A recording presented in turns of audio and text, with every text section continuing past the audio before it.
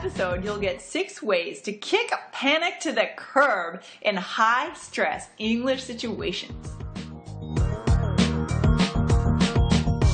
All right. Hey, Gabby. How are you today? I'm doing very well. Thank you, Lindsay. How are you? Excellent. Excellent. Great. And today, I think, it's time for us to talk about a really important topic, for English learners, and that is panic. Panic, yes. What does anxiety. It feel like? Yeah, anxiety. What does it feel like when you panic in your body? It feels like, oh my God, oh my God, oh my God. Oh my God. It's like your stomach gets all, jumbled up. You can't breathe. Your hands get sweaty. Sweaty. Oh my goodness. Red and you start sweating and it's horrible. Right? It's not fun. Mm-hmm, not fun. So this happens a lot to English students. Actually, not only the English students, but it happened to me when I was living in Japan. And let me say, first of all, that my Japanese is a lot worse than any of your English. So that put me at a disadvantage. But I remember living in Japan and, I really had to fend for myself, take care of myself. And I had to do things like call the cable and internet company, had to call the gas and the electricity company.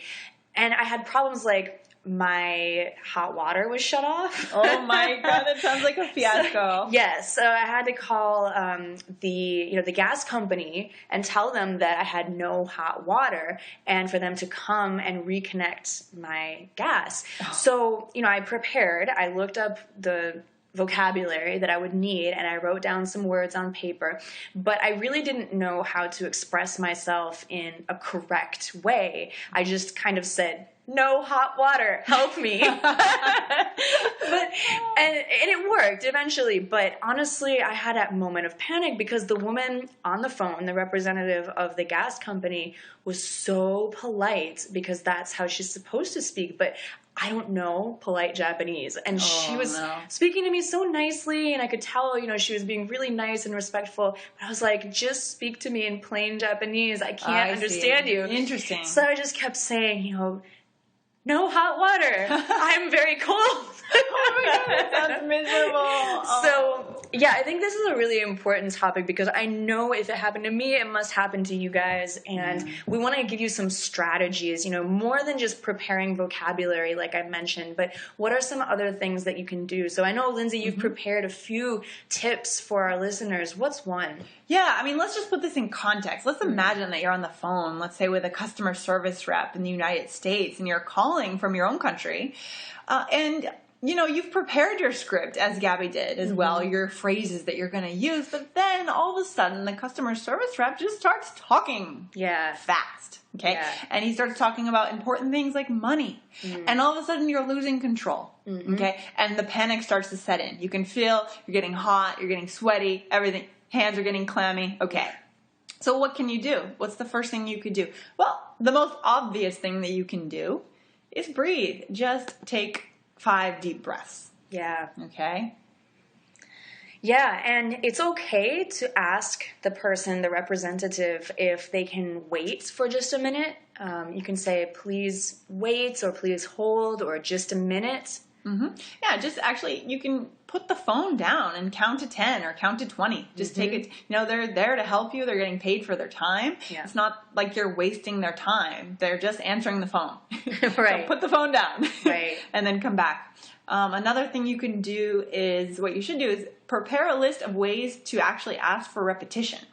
What's one way that you could ask for repetition? Could you say that again? That's a good way. I'm sorry? What was that? Yeah. Those are 3 really good ways. Just have those in your back pocket. Be ready to use those. Yeah, and there's also another technique called clarification. So when you want to be sure that you understand what the representative says, repeat it to them. Like, for example, so you're saying that I will get 50% off my internet and cable bill? So just repeat what you think you heard. Even if it's wrong, it's okay. Repeat that information and ask the representative to confirm, to say yes or no. and explain more. Definitely. That's a great way to do it. And another way to say that, you can use the term, is that right? Right? Oh, I get a 10% discount. Is that right? Is that right? Yeah, that's great. And another thing you can do is ask the representative to just explain in other words. So, I'm sorry, but could you explain that in another way? I'm not sure I'm understanding. Yeah, perfect.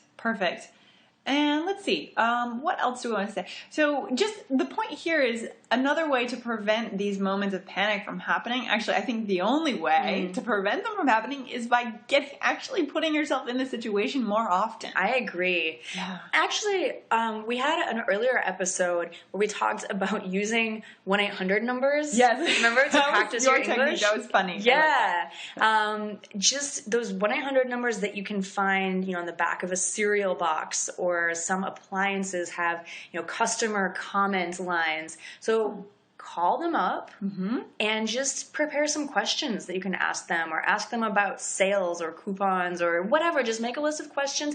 And this is a way that you can practice phone interaction with representatives from different companies. Right, when the stakes aren't so high. Yeah. Right, those situations are low stress, then you'll be ready. Once you go through a few of those, you'll be ready for these more high stress situations where something's on the line, like your money or your account with some company. Right, and if you do have a tutor who helps you out, or a language exchange partner, ask to role play. Yeah, that's always a good way to do it, to get more comfortable with really speaking. Cool. Build your confidence. Excellent. So there you go. Those are some ways you guys can deal with the panic, and we know what you're feeling. We've been through it in our own second languages.